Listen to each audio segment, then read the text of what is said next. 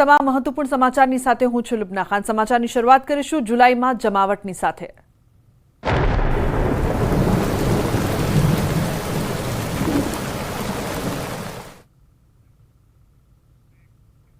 તો નવસારીમાં 2 દિવસના વિરામ બાદ ફરી મેઘમહેર। નવસારી જિલ્લાના ગણદેવી તાલુકામાં શરૂ થયો છે ધોધમાર વરસાદ।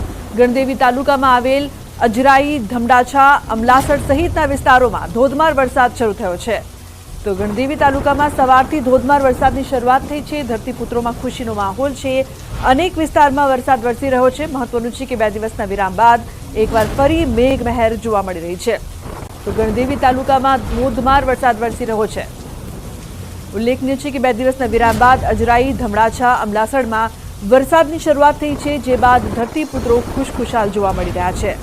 ઉલ્લેખનીય છે કે 2 દિવસ વિરામ લીધા બાદ એકવાર ફરી મેઘરાજાની પધરામણી થતા લોકોમાં ખુશી।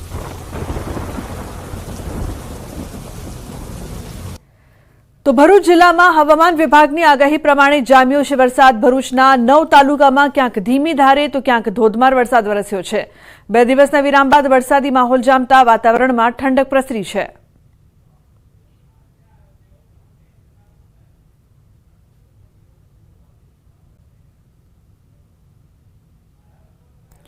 તો દ્વારકા જિલ્લામાં વરસાદી માહોલ છવાયો છે। કલ્યાણપુર તાલુકાના ભાટિયા આસપાસના વિસ્તારોમાં મેઘરાજાની વહેલી સવારમાં પધરામણી થઈ છે। ભાટિયામાં વહેલી સવારથી ધીમી ધારે મેઘરાજાની પધરામણી। ખેડૂતો માટે કાચા સોના સમાન વરસી રહ્યો છે વરસાદ। તો ભાટિયા પંથકમાં વીજળી ગુલ થઈ છે। અસહ્ય ગરમી વચ્ચે લોકો પરેશાન થયા છે।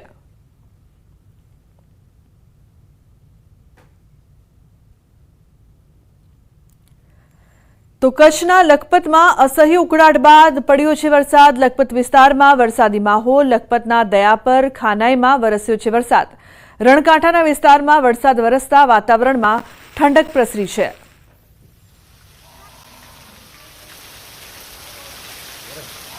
મહત્વનું છે કે અસહ્ય ઉકળાટ બાદ વરસાદ પડતા લોકોને ગરમીથી રાહત મળી છે।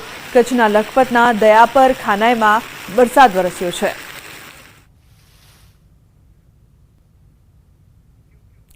તો સુરતના પલસાણામાંથી નશાની ફેક્ટરી ઝડપાઈ છે। ગુજરાત એટીએસના કારેલીમાં દરોડા પાડવામાં આવ્યા। 40 કિલો એમડી ડ્રગ્સ સાથે રો મટીરિયલ ઝડપાયું છે। પતરાના શેડમાં ધમધમતી હતી ફેક્ટરી।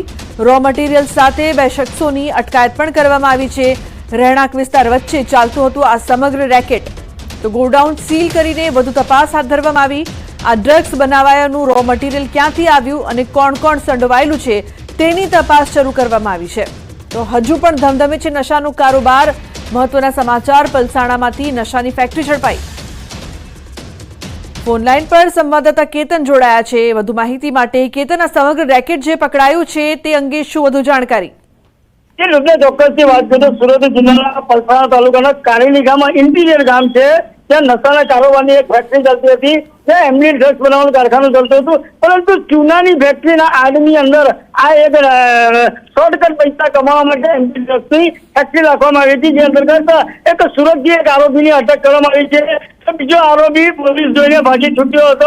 એટલે વાતની દબાણ વચ્ચેથી મધ્યરાત્રિએ એટીએસના કર્મચારી પોલીસ કોન્સ્ટેબલે નમોદી લીધો છે। ખાસ કરીને વાત કરીએ તો અપડેટની તો આ 2 કિલો જેટલું એમડી ડ્રગ્સ હોય એની અંદાજિત કિંમત 60-70 કરોડથી ઉપર જઈ શકે એવી શક્યતા છે।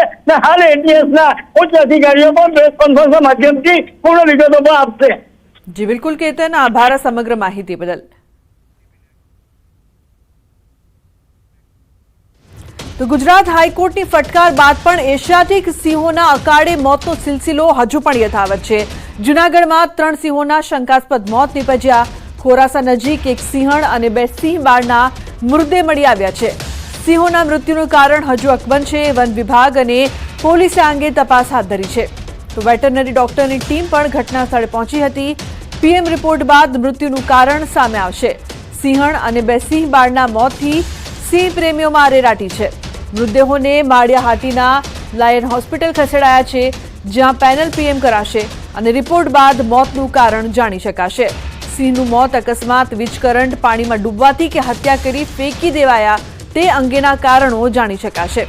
તો હાલમાં સિંહના નખ, દાંત સલામત છે કે નહીં તેના પર સવાલો ઉઠી રહ્યા છે। સિંહણ અને 2 બચ્ચાના મૃતદેહ મળ્યા છે, પરંતુ તેની પાછળનું કારણ શું તે પીએમ રિપોર્ટ બાદ જ સામે આવશે. ફોન લાઈન પર અતુલ જોડાયા છે વધુ માહિતી આપવા માટે. અતુલ, સિંહોના મૃત્યુનું કારણ હજુ પણ અકબંધ છે, શું અપડેટ્સ આ મામલે? જી, આપણે ચોક્કસ જણાવું કે જે રીતે ગઈકાલે માળિયા હાટીના ખોરાસાનું જે ચુલડી બીટ છે ત્યાં એક સિંહણ અને 2 બચ્ચાના મૃતદેહ મળી આવ્યા હતા. જે કાલીની નજીક જે નદી છે તેની નજીકથી આ મૃતદેહ મળી આવતા ચકચાર મચી ગઈ હતી અને વન વિભાગ તેમજ પોલીસનો સ્ટાફ છે તે ઘટના સ્થળે પહોંચ્યો હતો.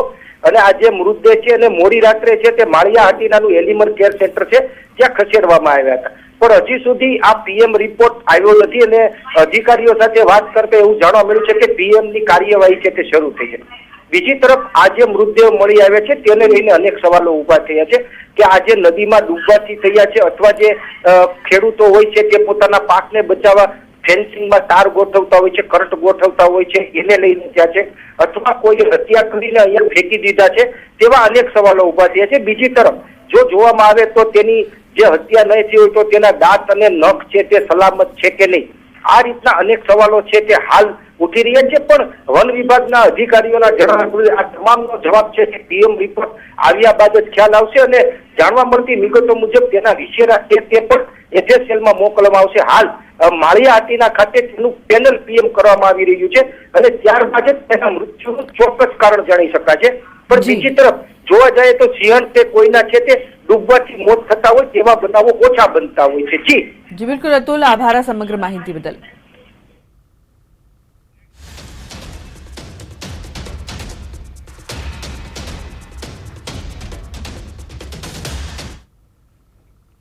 સમાચારમાં આગળ વાત કરીશું ચાંદીપુરાથી ચેતજો.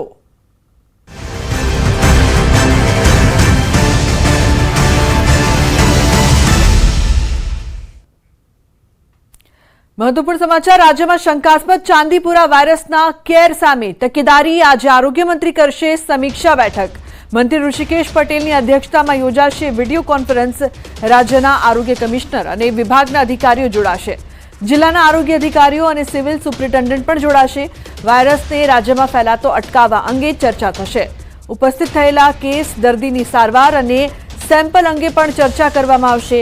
સારવાર માટેની વ્યવસ્થા અને દવાના જથ્થા અંગે પણ બેઠકમાં ચર્ચા થશે.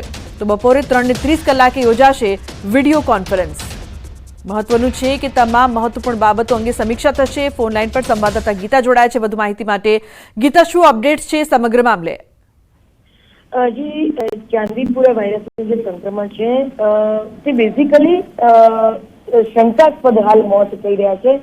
આરોગ્ય વિભાગનું કહેવું છે કે જે પુણેમાં જે લેબોરેટરીમાં સેમ્પલ મોકલેલા છે તે 14 થી 15 દિવસમાં આવશે. એટલે હાલ જે મોત થઈ રહ્યા છે તે ચાંદીપુરા વાયરસને લઈને ન કહી શકાય, પરંતુ શંકાસ્પદ મોત કહી શકાય.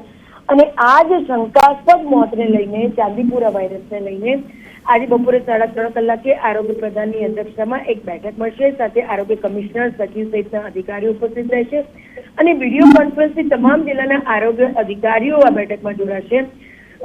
આ બેઠકમાં સીએચસી અને પીએચસી સુધીના તંત્રને પૂર્વ તૈયારીઓ માટેની સૂચના અપાશે. તમામ જિલ્લાના આરોગ્ય અધિકારીની સાથે સાથે સિવિલ સુપ્રિન્ટેન્ડન્ટ પણ આ બેઠકમાં જોડાશે. હાલની જે વર્તમાન તૈયારીઓ છે તંત્રની, તેની પણ આરોગ્ય પ્રધાન સમીક્ષા કરશે. અને આ વાયરસ જેના લીધે શંકાસ્પદ મોત થઈ રહ્યા, જેના લીધે આ મોત થઈ રહ્યાની ધારણા છે હાલ, તેને રાજ્યમાં ફેલાતો કઈ રીતે અટકાવવા તે મુદ્દે ચર્ચા કરવામાં આવશે. અને જે શંકાસ્પદ કેસો છે તેના દર્દીની સારવાર અને સેમ્પલો અંગે પણ ચર્ચા થશે અને સારવાર માટેની વ્યવસ્થા અને દવાની બેઠકના જથ્થા અંગે પણ બેઠકમાં ચર્ચા થશે. જી બિલકુલ ગીતા, આભાર સમગ્ર માહિતી બદલ. તો તમામ બાબતો અંગે બેઠકમાં ચર્ચા કરાશે. રાજ્યમાં ચાંદીપુરા વાયરસનો હાહાકાર છે. ગુજરાતમાં ચાંદીપુરાના શંકાસ્પદ કુલ 29 જેટલા કેસ સામે આવ્યા છે. ચાંદીપુરા વાયરસથી રાજ્યમાં 15 લોકોના મોત નીપજ્યા છે. સાબરકાંઠા, અરવલ્લી, મહીસાગરમાં કેસ, રાજકોટ, મહેસાણા, પંચમહાલમાં પણ કેસ સામે આવ્યા છે. તો વડોદરા, ગાંધીનગર, અમદાવાદમાં કેસ, ખેડા, મહેસાણામાં ચાંદીપુરા વાયરસનો કહેર જોવા મળી રહ્યો છે.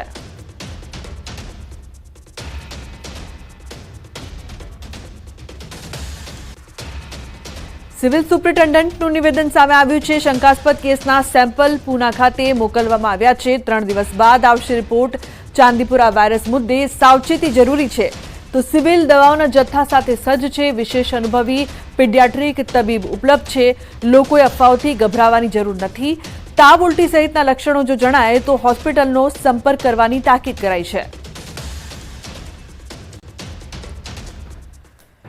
6 દર્દીઓના સેમ્પલ પૂના મોકલવામાં આવે છે અને આપણે એની રાહ જોઈ રહ્યા છીએ કે એ રિપોર્ટમાં શું આવે છે. ગભરાવાની જરૂર નથી, પેનિક થવાની જરૂર નથી. બાળકને તાવ આવે, સતત માથું દુખે અથવા ખેંચ આવે, ઝાડા ઉલટી થાય, આવી પરિસ્થિતિમાં તરત જ આપણા નજીકના ડૉક્ટરને મળી લો, જેથી કરી અને આપણે એને અર્લી સ્ટેજની અંદર સારવાર ચાલુ કરી શકીએ અને એને વધારે ખરાબ પરિસ્થિતિમાં હોસ્પિટલાઇઝ કરતાં રોકી શકીએ. અત્યાર સુધી એક પણ એમ જોવા જઈએ તો આપણી પાસે જે દર્દીઓ છે એ બધા સસ્પેક્ટેડ છે અને એનો રિપોર્ટ આવશે પછી જ આપણે ચોક્કસથી કહી શકશું કે ખરેખર ચાંદીપુરમ વાયરસ છે કે પછી એને બીજા કોઈ ઇન્ફેક્શન થયા છે. તો રાજ્યમાં વકર્યો છે શંકાસ્પદ ચાંદીપુરા વાયરસનો કેર. અમદાવાદ સિવિલ હોસ્પિટલમાં શંકાસ્પદ 3 કેસ દાખલ થયા છે. એક દર્દી વેન્ટિલેટર પર છે, 2 દર્દીની તબિયત સ્થિર બતાવવામાં આવી રહી છે, તો 6 શંકાસ્પદ દર્દીના સેમ્પલ પૂના મોકલાયા છે. રિપોર્ટ આવતા 3 દિવસનો સમય લાગી શકે છે. સિવિલમાં તબીબોએ સ્ટેન્ડ બાય રહેવા માટે સૂચના પણ આપવામાં આવી છે.